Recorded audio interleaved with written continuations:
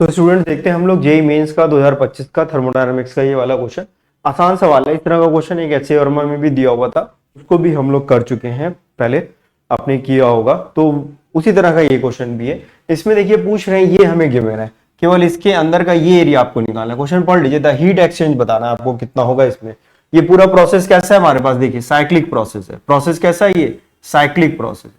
तो cyclic process में, cyclic process अगर है तो इनिशियल पॉइंट और फाइनल पॉइंट बराबर है, इसलिए डेल्टा यू की वैल्यू इस केस में कितनी हो जाएगी, डेल्टा यू 0 हो जाएगा।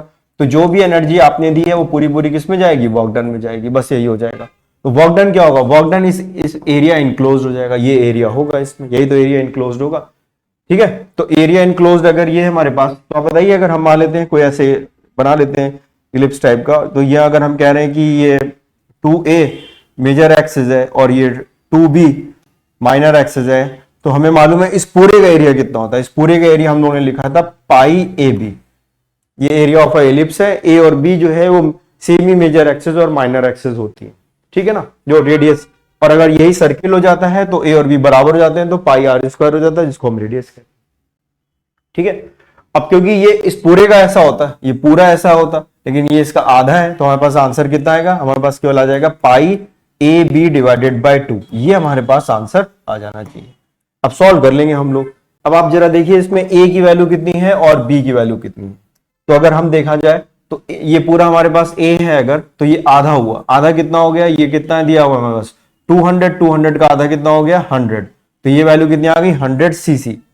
सीसी का मतलब है सेंटीमीटर क्यूब, तो उसको हम ऐसा यूनिट में चेंज करेंगे, तो पाई डिवाइडेड बाय 2, तो ये 100 सीसी 100 सेंटीमीटर क्यूब है, सेंटीमीटर क्यूब लिख लीजिए आप। और बी कितना है, देखिए बी कितना है, ये वैल्यू बी के बराबर होगी, तो ये भी कितनी है, ये 200 का आधा कर दिया तो ये भी 100 आ गई किलो पास्कल में, तो ये वैल्यू भी आ गई हमारे पास 100 किलो पास्कल। किलो पास्कल का मतलब हो गया 10 की पावर 3, किलो पास्कल का मतलब हो गया 10 की पावर 3, ये कितना आ गया हमारे पास 10 की पावर 3 पास्कल। अभी ऐसा यूनिट में हम लोग ने कन्वर्ट कर लिया।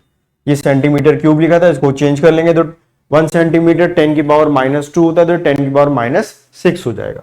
तो इसको बस यहां से अब हो गया ये सॉल्व, और कुछ इसमें नहीं बचा, तो इसको हम लोग यहां पर क्या करेंगे, ये वैल्यू आ जाएगी हमारे पास पाई बाय 2, ये हो गया 100 इंटू 10 की पावर -6, ये वैल्यू आ गई 100 इंटू 10 की पावर 3।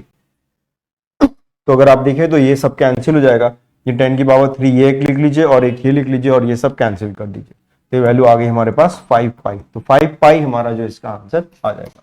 तो सेकंड ऑप्शन जो है ये हमारा इसमें करेक्ट हो जाता है। तो इस तरह से सवाल आ जाता है, इजी क्वेश्चन है। इस तरह का क्वेश्चन अगर आपने एचसी वर्मा लगाई होती है तो उसमें भी दिया होता है, तो हम लोग इसको भी कर लेते हैं आराम से, कोई दिक्कत